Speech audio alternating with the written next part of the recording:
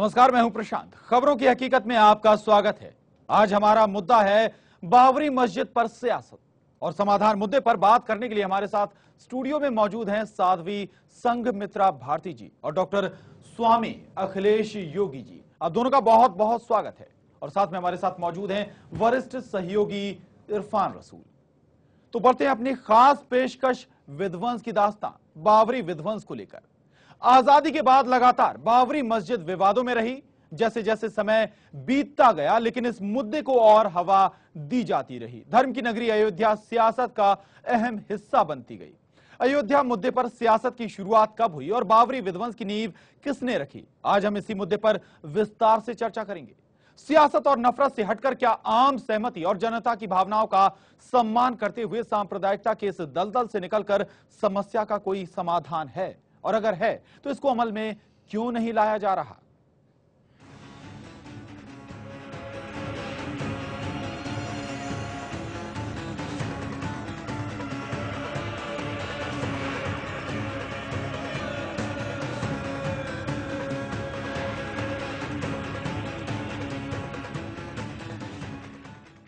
Channel one की खास पेशकश, खास मुहिम विध्वंस की दास्तान। चैनल वन कोशिश कर रहा है कि आम सहमति के जरिए या आम मेज पर बैठकर तमाम धर्मगुरुओं के बैठकर इस मुद्दे को सुलझाने की एक कोशिश, एक पहल, चैनल वन की ये खास पहल लगातार जारी है। कई दिनों से हम लगातार इस पर चर्चा भी कर रहे हैं। आज भी हमारे साथ मौजूद हैं, अतिथि मौजूद हैं। तो आइए पहले आपको सुनवाते हैं कि जमीयत उलेमाए हिंद के अध्यक्ष मौलाना सैयद अरशद मदनी ने बाबरी मुद्दे पर क्या कहा है।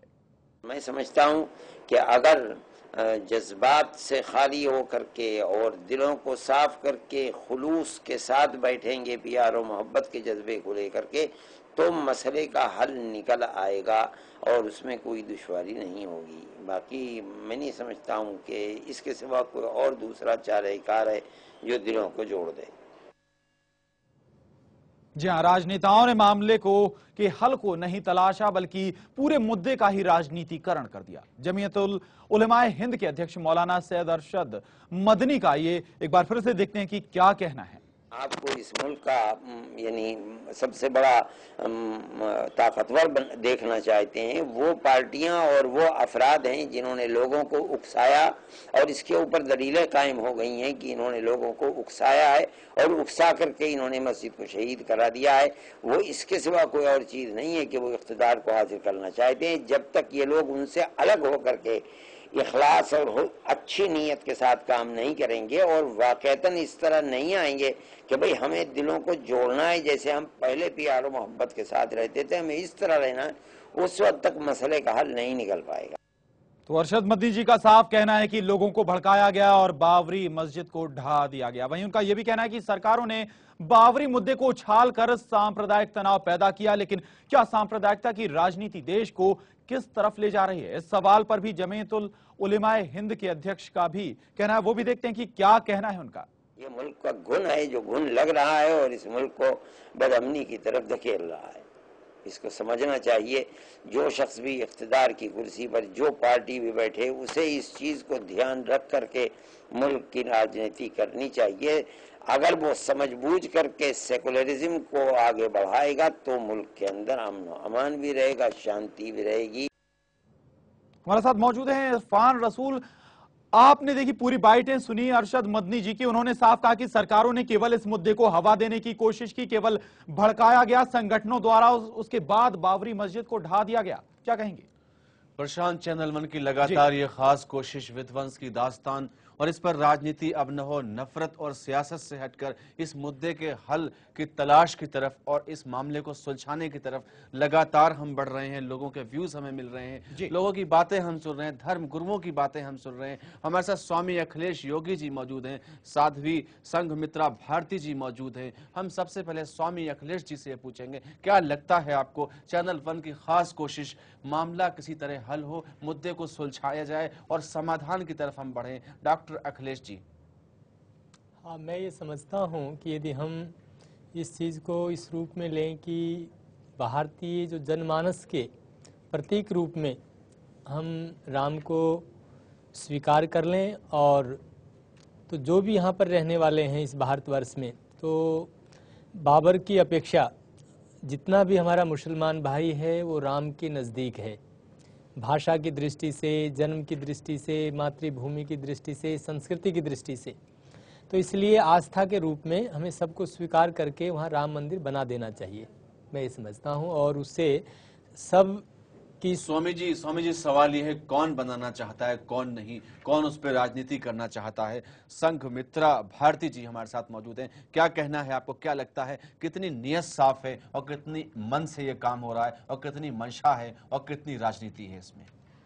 बिल्कुल सही कहा आपने कि समस्या है और इसका राजनीतिकरण तो हुआ है, परंतु देखने वाली बात यह है, जैसा कि अखिलेश जी ने कहा कि भगवान राम वो भारतीय संस्कृति के एक आदर्श स्तंभ हैं और उनके अनुसार अगर हम देखें तो उन्होंने स्वयं अपने जीवन के संपूर्ण मूल्यों से हमें बताया कि जीवन कैसा होना चाहिए और भेद कहीं होना ही नहीं चाहिए, भेद की तो बात ही नहीं की। साध्वी जी राम, आपने कहा जिस तरह से राम राज्य या राम के आपने उनकी शख्सियत के बारे में, जैसे मैं समझता हूं जो बात आप कह रही हैं, वहां सवाल नहीं है। सवाल कितनी राजनीति उस मुद्दे को लेकर इस देश में फैलाने की कोशिश की जा रही है, क्या ये सही है?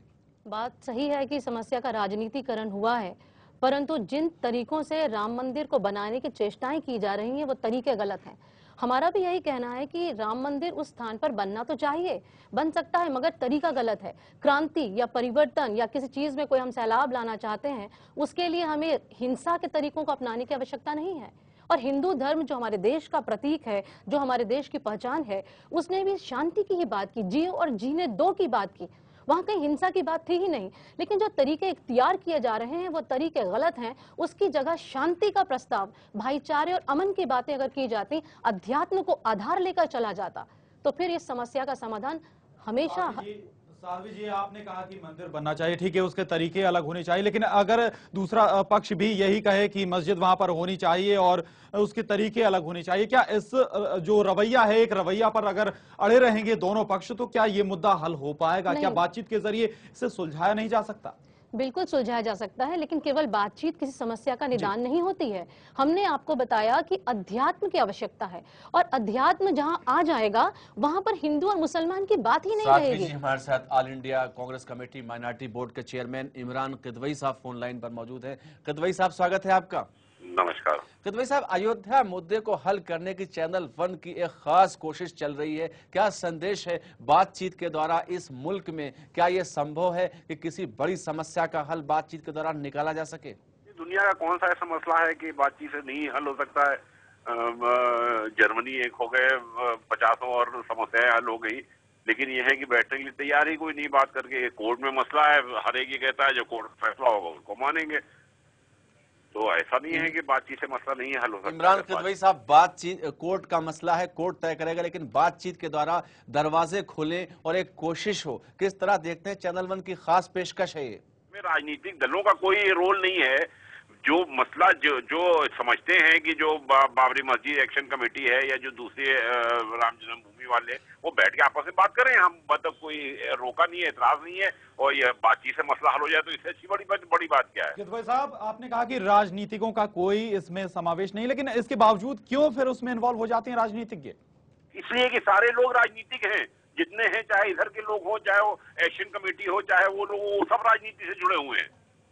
जी, आपने कहा कि सारे लोग राजनीति से जुड़े हुए हैं, लेकिन एक और हमारे साथ मदन महाराज जी थे हिंदू महासभा से, उनका कहना था कि वो पक्ष बैठे जो उसके वास्तविक हकदार हैं। निर्मोही अखाड़ा जो कई सालों से वहां पर अपना हक जता आ रहा है, जो पूजा करता चला आ रहा है, दूसरा पक्ष जो बाबरी मस्जिद से जुड़ा हुआ था, वो वास्तविक लोग बैठे और बातचीत करें, तब जाकर हल निकलेगा इसका। यार यही तो वो कहते हैं वो बैठे, हम कहते हैं नहीं वो क्यों बैठे, वो बैठे। हम वो आप कहते हैं बाबरी मस्जिद एक्शन कमेटी बैठे, हम कहते हैं वो बाबरी मस्जिद एक्शन कमेटी क्यों बैठे, बाबरी मस्जिद रिएक्शन कमेटी क्यों ना बैठे। इमरान किदवई साहब बिल्कुल सही कह रहे हैं, वो कह रहे हैं वो बैठे, वो कह रहे हैं वो बैठे, आरोप प्रत्यारोप। लेकिन एक छोटी सी कोशिश, चैनल वन की खास कोशिश, जो हम लोग लगातार पिछले एक हफ्ते से चला रहे हैं और किसी अंजाम तक पहुंचे, किसी नतीजे तक पहुंचेंगे, ये जरूर इस बात की उम्मीद है। आपको क्या लगता है, इस तरह की कोशिशें होनी चाहिए? हाँ, बिल्कुल होनी चाहिए, बिल्कुल होनी चाहिए। ये सही डायरेक्शन में सही कदम है, बिल्कुल कीजिए। हम जितनी अरे हम करने के लिए, बैठने के लिए तैयार हैं, बात करने के लिए तैयार हैं। हल बिल्कुल ढूंढा जा सकता है, हर चीज का हल ढूंढा जा सकता है। इमरान साहब, आप बैठने के लिए तैयार हैं, बातचीत के लिए तैयार हैं। आपको लगता है कि कहीं ना कहीं मुल्क में अमनो अमान की एक फजा, खुशगवार फजा इससे बहाल होगी? नहीं, बिल्कुल होगी। लोग भूलने लगते हैं, हम लोग फिर याद दिला देते हैं, फिर शुरू कर देते हैं, फिर लोग भूलने लगते हैं, फिर याद दिला देते हैं। मतलब कौन सा ऐसा मसला है जो नहीं हल हो सकता है बातचीत से?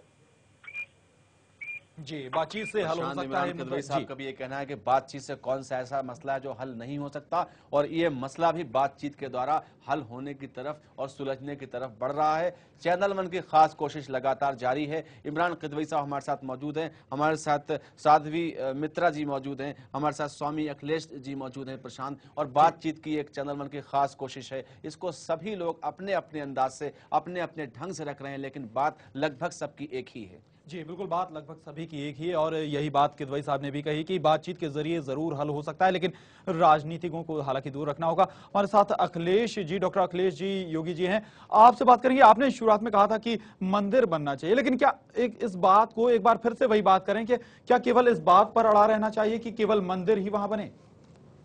नहीं, हम ये चाहते हैं कि जैसे मैंने पूर्व में कहा, भारतीय जनमानस में भगवान राम को प्रतीक के रूप में सभी को स्वीकार कर लेना चाहिए, जो भी यहाँ पर रहता है। इस पर स्वामी अखिलेश जी, इस बात से किसी को पूरी दुनिया में इनकार हो ही नहीं सकता कि राम का क्या मकाम था, उनकी कौन सी जगह थी, या राम से किसी को एतराज नहीं हो सकता, न उनके लिए कोई बात कही जा सकती, ये बात तो अटल है। सवाल ये इस मुद्दे का क्या हाल है? इस मुद्दे को कहीं ना कहीं खिलवाड़ बनाकर राजनीति के दलदल में ढकेलने की कोशिश की गई, बात ये है यहाँ पे। हाँ, तो ठीक है, तो इसका यही है कि यहाँ आस्था का मंदिर बने, और मैं तो ये चाहता हूँ इसका सबसे अच्छा ये है कि भगवान राम धर्म संस्कृति विश्वविद्यालय बनना चाहिए, जहाँ पर भगवान राम के गुणों के बारे में, उनके दर्शनों का, वेदांत का, योग का, अध्यात्म का। प्रशांत, स्वामी जी का कहना है कि एक विश्वविद्यालय ऐसा बने अयोध्या में, जहां राम के संस्कारों का और राम के आदर्शों का और राम की तमाम बातों को रखा जाए, ताकि दुनिया आकर उसकी स्टडी कर सके और दुनिया वहां बैठकर ये सीख सके कि राम के आदर्श,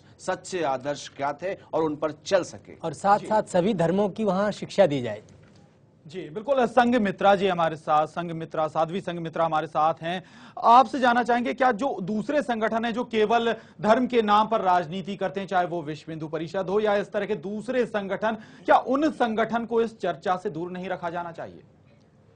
देखिए, जब एक राष्ट्र के स्तर पर कोई समस्या पैदा होती है तो उसमें आवाम का भी उतना हाथ होता है, और ऐसी जो पॉलिटिकल पार्टीज हैं उनका हाथ भी है।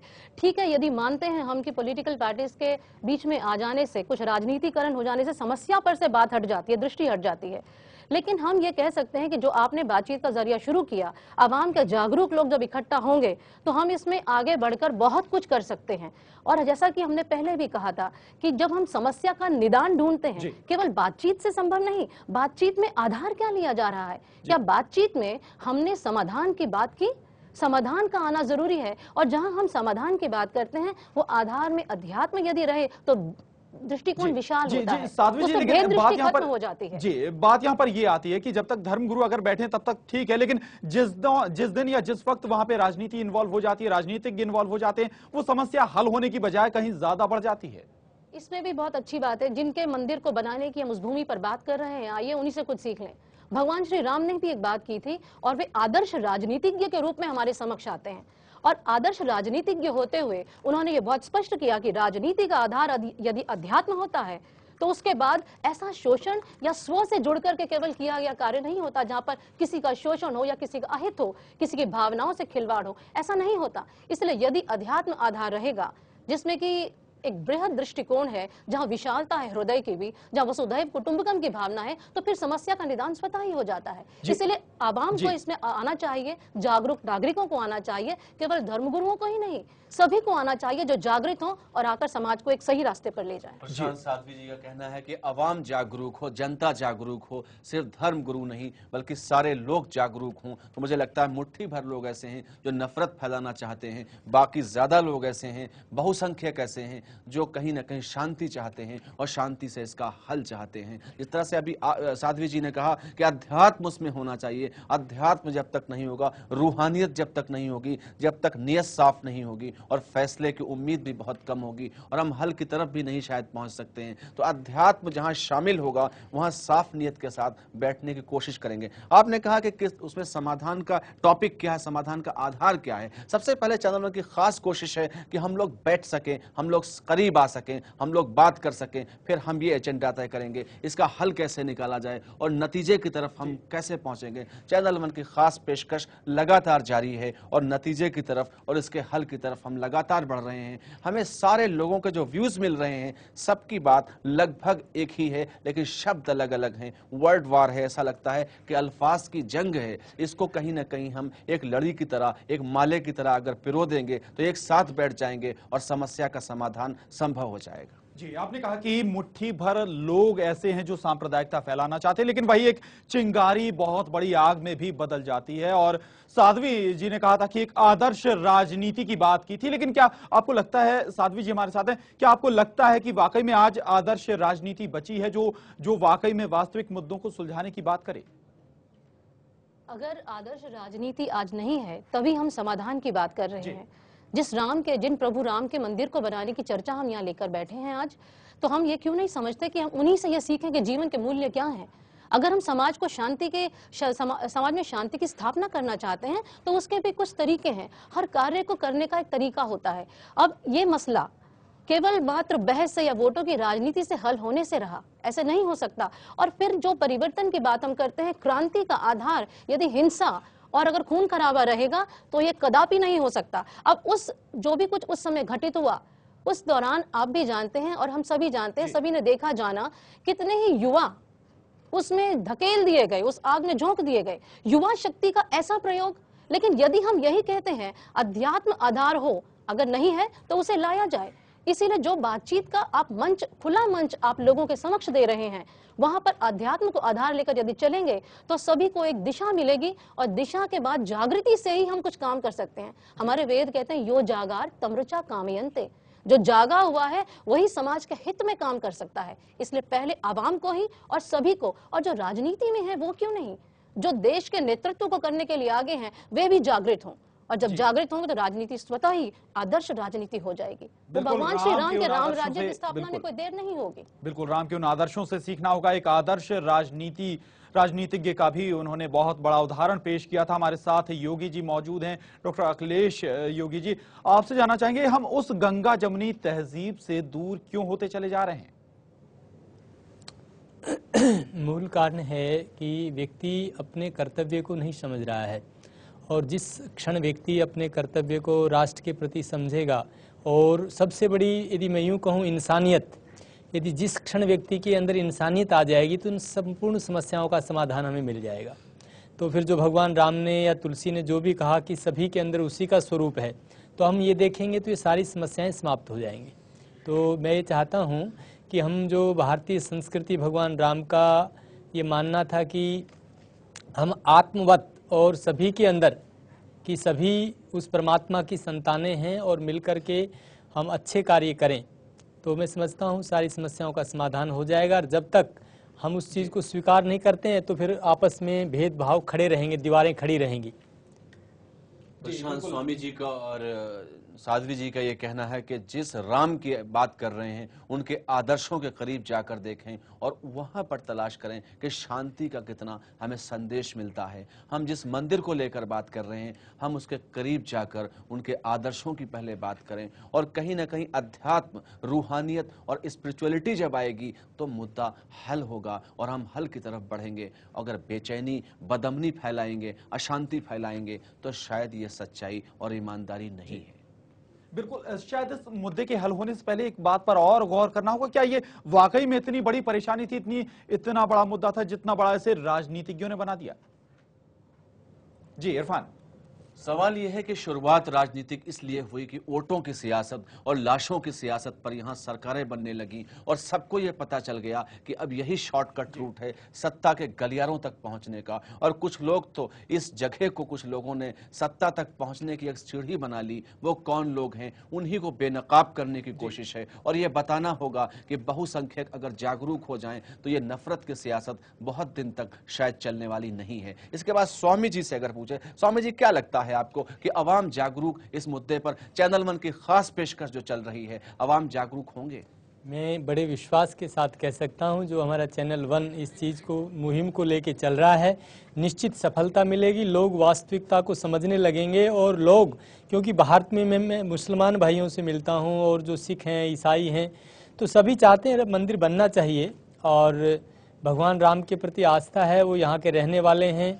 तो इसलिए मूल चीज़ ये है कि एक बहुत बड़ी इससे जागृति आएगी, लोगों के अंदर चेतना पैदा होगी और लोग वास्तविकता को समझकर आपसी बातचीत के जरिए, मैं समझता हूँ, समाधान निकलेगा। जी स्वामी जी, हमारे साथ उत्तर प्रदेश के पूर्व डीजीपी डॉक्टर मंजूर अहमद साहब ऑनलाइन मौजूद हैं। डॉक्टर साहब, स्वागत है आपका। शुक्रिया बहुत बहुत। डॉक्टर साहब, हम लोग बात कर रहे हैं मंदिर मस्जिद मुद्दे के हल को बातचीत के द्वारा। चैनल वन की खास पेशकश किस तरह देखते हैं? हमें लगातार समर्थन मिल रहा है धर्म गुरुओं का, विद्वानों का, और लगातार ये कहा जा रहा है कि बहुत हो गई नफरत की सियासत, अब कहीं हमें उन लोगों को बेनकाब करना होगा जिन लोगों ने सत्ता तक पहुंचने की सीढ़ी बनाया है इस मुद्दे को। डॉक्टर साहब, बिल्कुल सही है ये। हेलो जी जी जी, गो अहेड। असल में बहुत पहले से राम का तो मुसलमानों से खास ताल्लुक है। भाई हम लोग गांव में थे, छोटे थे, तो जब लोग आया करते तो राम राम कहते थे, हम लोग राम राम कहते थे। और जो हाफिज का शेर है कि हाफिजा गरवसल खाई सुलकुन बा खासवाम बा मुसलमान अल्लाह अल्लाह बा बरहमन राम राम। तो ये कोशिश की लोगों ने एक राम के नाम पर दूरी पैदा करने की, और किन्होंने कोशिश की। अगर राम भक्त हुआ तो कांग्रेस में ही हुआ। भाई महात्मा गांधी इससे बड़ा राम भक्त कौन था? जी, एक ये गोस्वामी तुलसीदास का दोहा है जी, वो है कि जन्म जन्म मुनि जतन कराई अंत राम के यावत नहीं। अब वो शख्स ऐसा था जो मरते वक्त उससे है राम का, और ये लोग जो है राम को मानते भी नहीं है। ये तो इन्होंने राम का इस्तेमाल महज एक सीढ़ी के तौर पर किया और कुछ नहीं था। अब इसमें बहुत लोग हैं जो शामिल थे जी, अब वो जानते हुए जान गए हैं कि अगला जमाना जो आने वाला है जी, वो इकोनॉमिक डेवलपमेंट का, विकास का मामला होगा, शांति का मामला होगा। अब आप देख रहे हैं कि मुल्क के बड़े हिस्से में नक्सलाइट्स जो है, माओइस्ट जो है, वो सर उठा रहे हैं, कहीं दहशतगर्दी है। मंजूर साहब, इससे बड़े स्तर पर राजनीति हुई है, शुरू से लेकर राजनीति हुई है। आप जानते हैं, आप उत्तर प्रदेश के पुलिस एडमिनिस्ट्रेटर रह चुके हैं, बड़े स्तर पर राजनीति हुई। लेकिन 1992 6 दिसंबर को जब बाबरी मस्जिद को शहीद किया गया, उसके बाद तत्कालीन प्रधानमंत्री नरसिम्हा राव ने एक मुस्लिम डेलीगेशन से जो वादा किया, ऐसा लगता है कि वो भूल गए, वो कांग्रेस भूल गई। और आखिर वो वादा क्यों किया गया था? उस समय भी राजनीतिकरण इस बात का हुआ। हम आपको सुनवाते हैं कि नरसिम्हा राव ने उस समय 6 दिसंबर 1992 की शाम को क्या कहा था। मैं ये पूछ लूं कि उस वक्त के प्रधानमंत्री नरसिम्हा राव ने दोबारा बाबरी मस्जिद बनाने की बात कही थी? मुझसे कही थी। जब हम 30 आदमी के करीब उनसे मिलने के लिए गए शाम के 6 बजे, तो वो आए और ड्रामा किया। उन्होंने यूं बैठ गए, अब कहते रहे बड़ा धोखा किया, चेहरे पर बड़े गम और परेशानी के आसार। फिर अचानक मुझसे पूछते, मैं बराबर में बैठा था, शाहबुद्दीन साहब बताइए क्या किया जाए।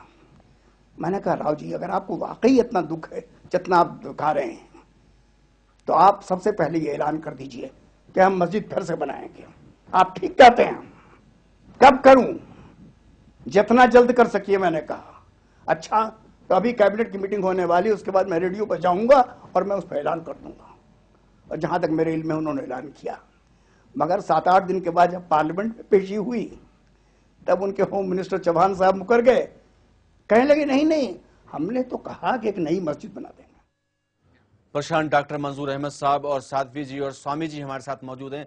सैयद शहाबुद्दीन से तत्कालीन प्रधानमंत्री ने क्या कहा था, मैं समझता हूं उस समय उस दिन भी राजनीति जिस तरह हुई है वो भी बहुत एक अहम मुद्दा है, उस पर भी राजनीति की गई। लाशों पर राजनीति इस देश में की जाती है, नफरत की है दीवार गिरा दो, ये आवाज हमारी है। चैनल वन की खास पेशकश प्रशांत जी बिल्कुल, चैनल वन की खास पेशकश है, खास मुहिम है इस मुद्दे को सुलझाने की, बाबरी विध्वंस मुद्दे को सुलझाने की। इस पर बात करने के लिए हमारे साथ अतिथि भी मौजूद हैं। लगातार हम ये मुहिम चला रहे हैं, खास पेशकश चला रहे हैं और कोशिश है हमारी कि इस मुद्दे को बातचीत के जरिए सुलझाया जा सके। आगे भी चर्चा जारी रहेगी, लेकिन फिलहाल यहां रुकेंगे एक छोटे से ब्रेक के लिए।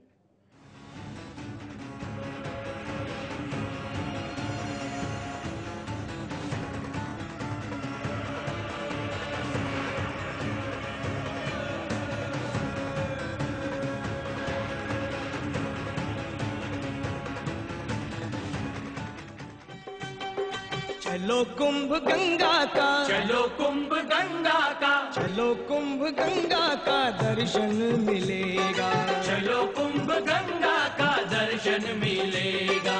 हरिद्वार नगरी में आनंद मिलेगा, हरिद्वार नगरी में आनंद मिलेगा। चलो कुंभ गंगा का दर्शन मिलेगा, चलो कुंभ गंगा का दर्शन मिलेगा। तेरे इश्क में हद से गुजर जाऊं, मैं झूठ कहूँ तो मर जाऊं। नोटी नोटी नोटी रात आई, तू है मैं हूँ एंड लॉट्स ऑफ तन्हाई। ड्रामा ये भारी पड़ गया, लव में कांटा गड़ गया, जाने कब तक सताएगा। वॉल्यूम कम कर। पापा जग जाएगा, वॉल्यूम कम कर, पापा जग जाएगा। चलते चलते यूं लगे, I wanna walk all the way with you। रुक जाऊं तो क्यों लगे, something's leading me back to you।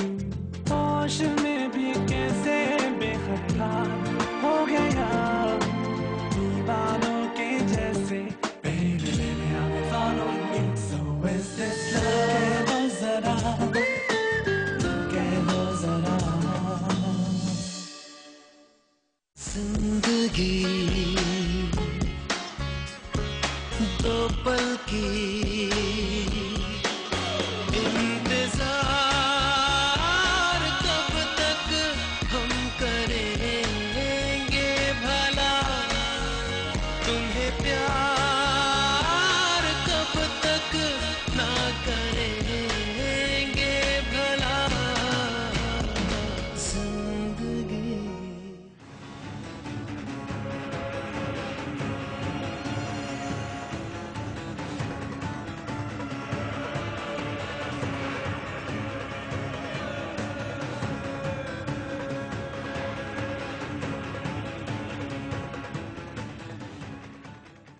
Channel one की खास मुहिम, खास पेशकश, विध्वंस की दास्तां। बाबरी मुद्दे पर लगातार ये मुहिम हमारी जारी है। कोशिश है कि इस मुद्दे को किसी तरह से हल किया जा सके, दोनों समुदाय के जो धर्मगुरु हैं उन्हें मेज पर लाया जा सके। जी हां, और आइए देखते हैं कि क्या कहना है इस मुद्दे पर विनय कटियार का।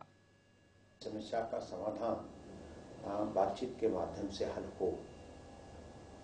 और मुझे याद आ रहा है कि 7 अक्टूबर 1984 को जब अयोध्या से लखनऊ की पदयात्रा हमने प्रारंभ की थी, उस समय एक ही नारा चलता था, आगे बढ़ो, जोर से बोलो, जन्मभूमि का ताला खोलो। और मुझे वो भी सीन याद आ रहा जब मैं अयोध्या से चल करके फैजाबाद की चौक पर पहुंचा, तो बहुत सारे मुसलमानों ने भी स्वागत किया था, गुलाब जल छिड़का था, लोगों को इत्र लगाया था, और हमारे इस नारे के साथ ही वो भी नारा लगा रहे थे।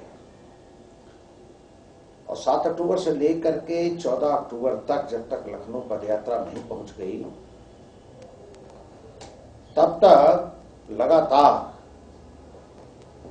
7 स्थानों पर पड़ाव हुए, वहां पर उन लोगों ने हमारा पूरी तरह से साथ दिया और मुझे ऐसा लगा कि इस समस्या का समाधान बातचीत के माध्यम से निकलेगा। और मुसलमान भी कहता था कि भाई अगर राम का मंदिर बनेगा तो हमारे नबी पैगंबर का भी मंदिर बनेगा। मैं तो उनका नबी पैगंबर भी मानता हूं। ये भाईचारे के साथ बन जाए। तो बीजेपी नेता विनय कटियार का भी यही मानना है कि बातचीत के जरिए इस मुद्दे को हल किया जा सकता है। हमारे साथ स्टूडियो में मौजूद हैं साध्वी संघमित्रा भारती जी, साथ ही में गुरु आपको बता दें कि स्वामी अखिलेश योगी जी हमारे साथ मौजूद हैं। साध्वी जी, आपसे जानना चाहेंगे, हर कोई यही चाहता है कि बातचीत के जरिए हल किया जाए, क्या इस मुद्दे को बैठकर हल क्यों नहीं किया जा सकता? मुद्दे को बैठकर हल किया जा सकता है, बस समस्या यह है कि क्या केवल हम बातचीत में रह जाएंगे? बातचीत का आधार समाधान तक जाने वाला हो, ये हमने पहले भी कहा। अब कबीरदास जी की कुछ पंक्तियां इस मसले में बहुत सुंदर उदाहरण देती हैं। उन्होंने कहा, साधो देखो जग बौराना, हिंदू कहत है राम हमारा, मुसलमान रहमाना, आपस में लड़ दो मरत है कोऊ मरम न जाना।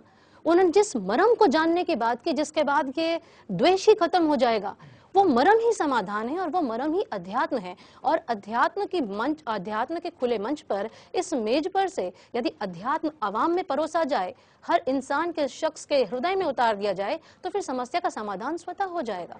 जी जी योगी जी, यहाँ पर आवाम भी यही चाहती है, हर कोई यही चाहता है कि इस मुद्दे को सुलझाया जाए। क्या केवल नाम रटने भर से क्या अब इस मुद्दे को और उलझाया नहीं जा रहा है?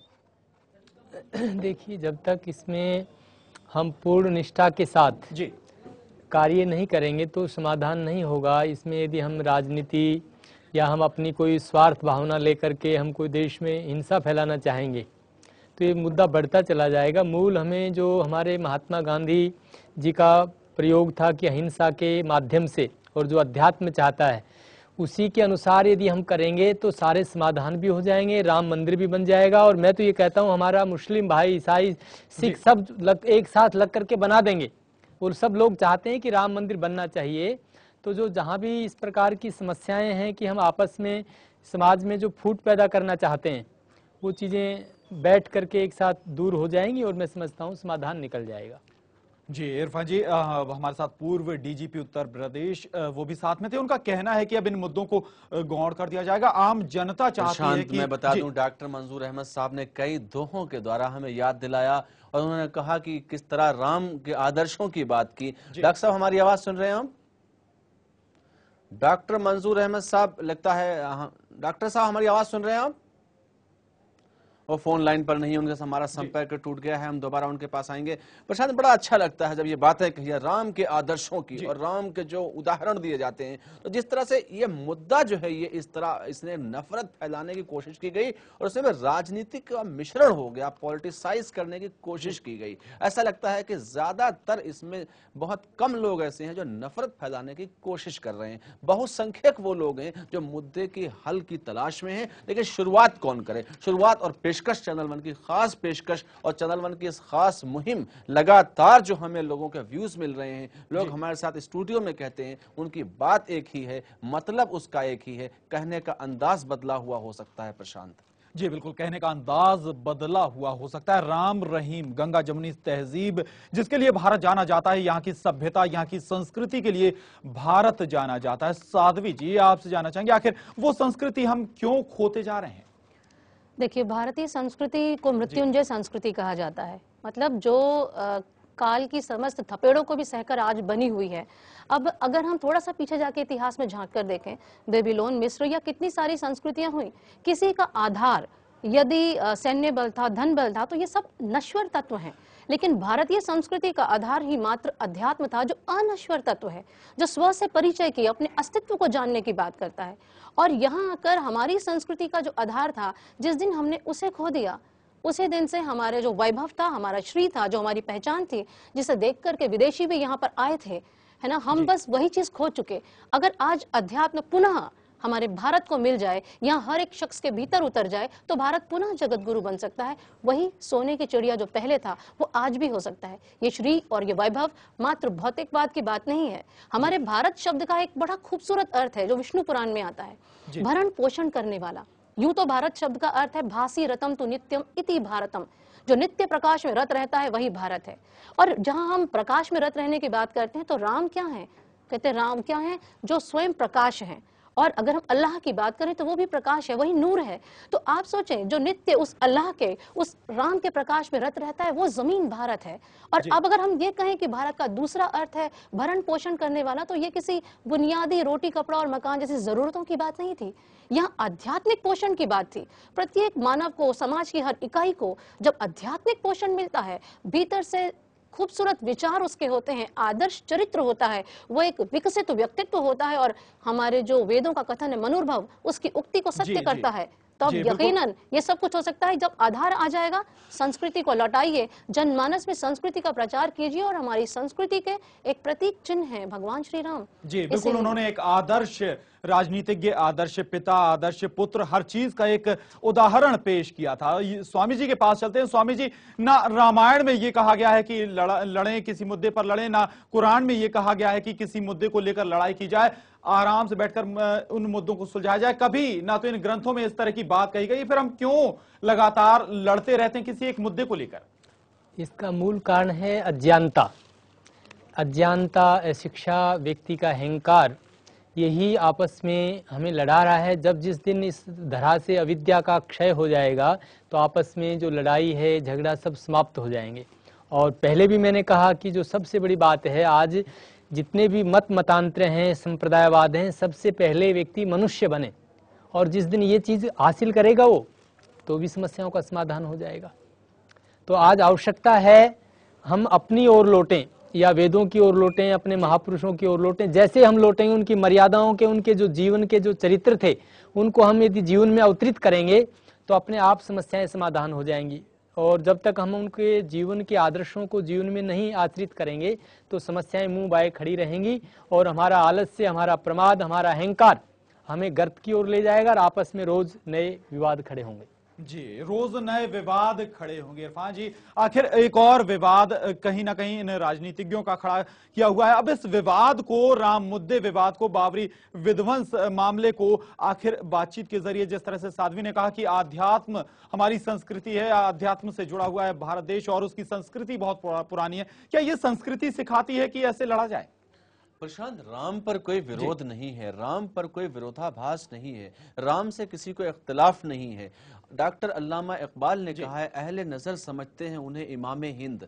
जब इतना बड़ा एक राइटर, एक फलसफी, उसने इतना बड़ा शेर कहा है, उसके लिए सवाल ये है, जो मुद्दा उससे जोड़ा गया है, जो मुद्दा उससे जोड़ने की कोशिश की गई है, और जिस तरह नफरत फैलाने की कोशिश की गई है, लाशों पर सियासत करने की कोशिश की गई है। चैनल वन की इस खास पेशकश, इस खास मुहिम में हम ये बताना चाह रहे हैं कि सब एक हैं, सारे लोग एक हैं, सारे लोग साथ बैठ सकते हैं और बातचीत कर सकते हैं। उन लोगों को बेनकाब करने की कोशिश है जो इसमें कहीं ना कहीं सत्ता तक पहुंचने का इसको अपना एक जरिया बनाया जिन्होंने, और अभी भी वो इस पर नफरत की सियासत करना चाह रहे हैं और नफरत का बीज बोना चाह रहे हैं। वो चाहते हैं कि मंदिर भी न बने और ये झगड़ा बना रहे और ऐसे हालात पैदा हों कि फिर वो ऐसा कार्ड चले ताकि वो सत्ता के गलियारों तक पहुंच सकें। और दूसरे जो मुद्दे हैं जो देश को विकास की ओर अग्रसर कर सकते हैं, देश को दुनिया में देश का नाम रोशन कर सकते हैं, उन मुद्दों से उनका ध्यान हटा रहे ताकि उनसे कोई हिसाब और किताब न मांगा जाए और उन्हें यह लगे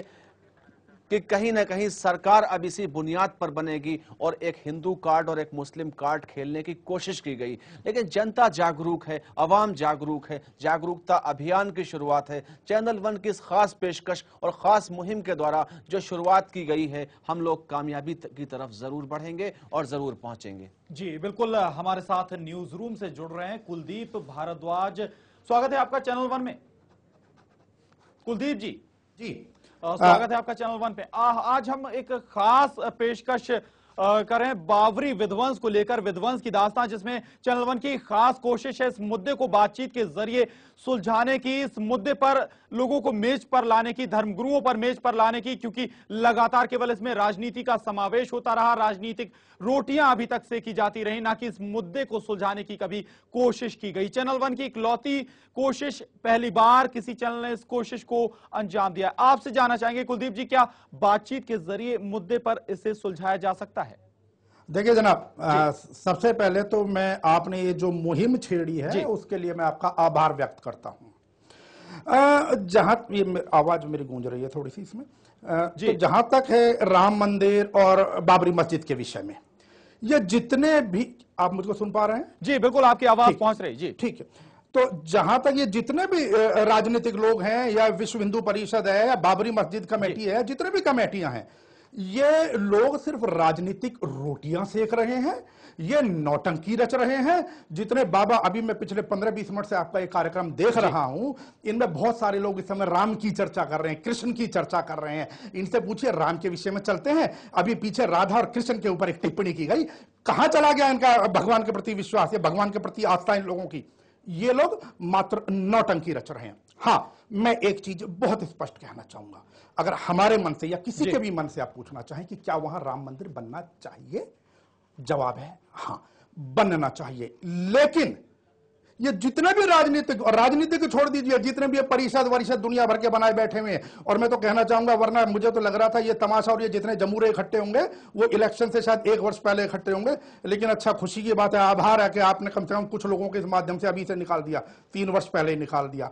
तो मैं ये कहना चाहूंगा कि कोई ऐसा माहौल बने, और ये लोग जितने भी बैठे हैं, जितने भी संस्थाएं, जितने भी मठाधीश बैठे हुए हैं, चाहे किसी भी रूप के, अगर ये लोग कुछ समय के लिए, 2 साल 3 साल, मात्र 4 वर्ष के लिए, जैसे 5 वर्ष के लिए चुनाव होता है, ये एक बार इस मुद्दे से बिल्कुल अलग हट जाएं, महोदय, मैं आपको वादा करता हूं, वादा नहीं, मैं आपको विश्वास दिला सकता हूं, सारे भारत को तो छोड़ दीजिए, अकेले उत्तर प्रदेश का मुसलमानी मंदिर को बनाकर दिखा देगा। जी कुलदीप जी, कहीं ये नहीं लगता कि केवल एक मुद्दे पर ना अड़ा जाए, बल्कि इस बात के लिए भी तैयार रहना चाहिए, 2 कदम अगर आगे बढ़ेंगे तो 1 कदम पीछे भी हटा जा सकता है?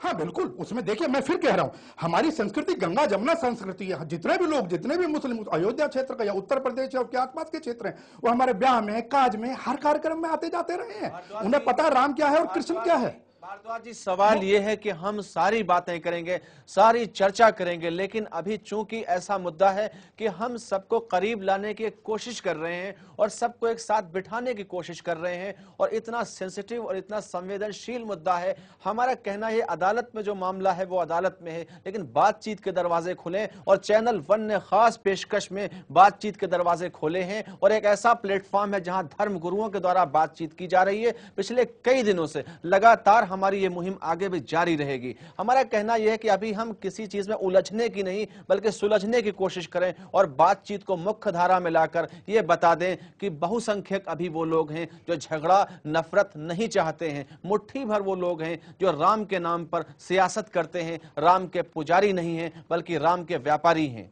बिल्कुल सत्य है, हम वही बात कह रहे हैं, इसीलिए तो हम कह रहे हैं कि, और जहां तक आप कह रहे हैं बातचीत के माध्यम से, तो महोदय मैं बहुत स्पष्ट कह देना चाहूंगा, ये लोग पिछले 15-16 साल से बातचीत का ही रास्ता अपनाने की नौटंकी रच रहे हैं।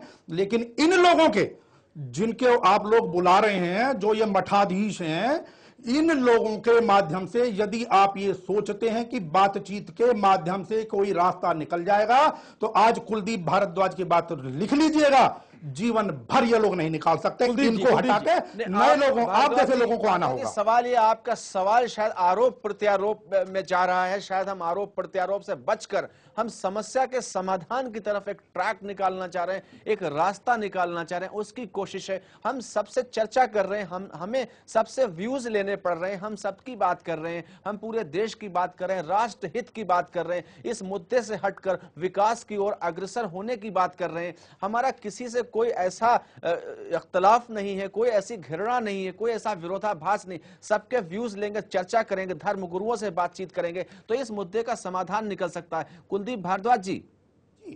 सर मैं वही कह रहा हूं, मैं इसको कंट्रोवर्शियल बात नहीं कह रहा हूं, लेकिन बातचीत इसलिए की जाती है। सवाल आपका इन लोगों से मतलब क्या कहना है? आपने कहा इन लोगों से हल नहीं निकलेगा, वो भी चाहे आपकी विश्व हिंदू परिषद है, भारतीय जनता पार्टी है, बाल ठाकरे की शिवसेना है, या कोई और बाबरी मस्जिद एक्शन कमेटी, जो भी। देखिए बातचीत की जाए बहुत अच्छी बात है, लेकिन बातचीत क्यों की जाती है?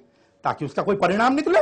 जी परिणाम कहां निकला है? पिछले ना 16 वर्ष में निकला। और ये लोग अगर जिस दिन परिणाम निकल गया तो महोदय इलेक्शन में क्या मुद्दा उठाएंगे, ये कहां भावनाएं भड़काएंगे लोगों की? आप किन लोगों से उम्मीद कर रहे हैं बातचीत के माध्यम से परिणाम निकल जाए? कुछ लोग ये चाहते हैं मुद्दा बाकी रहे, मुद्दे की जो चिंगारी है वो शोला बनती रहे, ताकि नफरत की से वो सियासत में कामयाबी हासिल कर सके। इनका भारद्वाज जी का कहना है। स्वामी जी, आपका क्या कहना है कि हम बातचीत करेंगे, हम किसी को ये नहीं करना चाहते कि हमसे बातचीत नहीं की गई या हमको नहीं इन्वाइट किया गया। हम सबको इसलिए इन्वाइट करते हैं कि सारे लोगों के व्यूज आए, उन पर चर्चा हो और तब हम नतीजे तक पहुंचे। स्वामी जी, मैं बहुत अच्छा मान रहा हूँ ये जो आपका प्रयास है, संगच्छध्वम संवदध्वम संभो मनांसी जानताम, ये वास्तव में एक वैदिक संस्कृति का बृहद स्वरूप है, यही मानवता का है। और मिलकर के बातचीत के जरिए हर समस्या का समाधान निकाला जाता है, निकलता रहा है और निकलेगा। मुझे पूर्ण विश्वास है कि जो आपने मुहिम छेड़ी है इससे परिणाम निकलेंगे और हमें सदैव आशावादी रहना चाहिए, निषेधात्मक भाव नहीं सोचने चाहिए। और तो मैं ये समझता हूँ कि समाधान निकलेंगे निश्चित। साध्वी जी, आपका क्या कहना है? समाधान की ओर बात करें, सिर्फ हम स्ट्रेट फॉरवर्ड अगर चलें कि समाधान की आशा है, उम्मीद है। अभी हमारे जो पूर्व स्पीकर थे उन्होंने ये बात कही कि ऐसे नहीं होगा। मुझे ये कहना है कि अगर हम राजनीतिक मुद्दों को भी सुलझाने की बात करते हैं तो अध्यात्म उसका आधार है। चलिए अपने संविधान पर लौटते हैं। अगर हमें ये थोड़ा भी पता हो, जब हमारे संविधान की, भारतीय संविधान की पहली प्रति प्रकाशित की गई थी तो जो प्रारूप उसका था वो दूसरे प्रकाशन में नहीं रहा था, और उसमें जहां पर अच्छे तरीके से राष्ट्र के संचालन के नियमों का जिक्र था, उस पन्ने के ऊपर एक राम दरबार का चिन्ह अंकित था। यूं ही अगर हम शिक्षा पद्धति की बात करें तो उस पन्ने के ऊपर एक गुरुकुल का चिन्ह अंकित था। अगर इस तरह के कई चिन्ह उसमें अंकित थे जो ये बात सिद्ध करते थे कि अगर ठीक है उस संविधान की रचना किसी भी तरीके से हुई हो, लेकिन उसमें जो लक्ष्य रखा गया था वो भारतीय संस्कृति को, जो अध्यात्म आधारित है, उसे मद्देनजर रखकर ही उसका निर्माण किया गया था। ये बात और है कि बाद में उसका क्या हुआ, लेकिन वो राम राज्य को राष्ट्र संचालन के लिए चिन्ह के लिए इस्तेमाल किया जाना वो इसी बात का द्योतक है कि हम अध्यात्म के द्वारा इस चीज की समाधान कर सकते हैं। प्रशांत, सवाल ये है कि मैं समझता हूं आस्था, अकीदा और विश्वास और संविधान सर्वोच्च है। हम चैनल वन की इस खास पेशकश में हम ये समझते हैं कि सारी चीजों को सामने रखकर हम लोग बात को आगे बढ़ाएंगे। हमारी चर्चा लगातार जारी है, चैनल वन की खास पेशकश, खास मुहिम, ताकि सबसे चर्चा हो और हम लोग किसी नतीजे तक पहुंचे, किसी हल तक पहुंचे, किसी समाधान की तरफ बढ़े। बिल्कुल, किसी समाधान की तरफ बढ़े। हम लगातार इसी मुद्दे पर लगातार चर्चा करें, तमाम धर्म गुरुओं से चर्चा करें, और आज भी हमारे साथ कुलदीप भारद्वाज जी मौजूद थे। बहुत बहुत धन्यवाद आपका इस चर्चा में शामिल होने के लिए। हमारे साथ साध्वी मौजूद हैं, साध्वी संघमित्रा भारती जी मौजूद हैं, आपका भी बहुत बहुत धन्यवाद। और हमारे साथ साथी स्वामी, डॉक्टर स्वामी अखिलेश योगी जी मौजूद हैं, आपका भी बहुत बहुत धन्यवाद इस चर्चा में शामिल होने के लिए। तो कहीं ना कहीं इस चर्चा का कहीं ना कहीं रोज जो सॉल्यूशन निकल रहा है, या कहीं कि जो निचोड़ निकलता नजर आ रहा है, वो यही है कि बातचीत के जरिए इस मुद्दे का हल किया जा सकता है, लेकिन राजनीति को इतर रखना होगा, उन संगठनों को दूर रखना होगा जो केवल धर्म की आड़ में राजनीति करते हैं और धर्म के नाम पर संगठन बनाते हैं। तो फिलहाल आज की इस पेशकश में इतना ही, हमें दीजिए इजाजत, नमस्कार।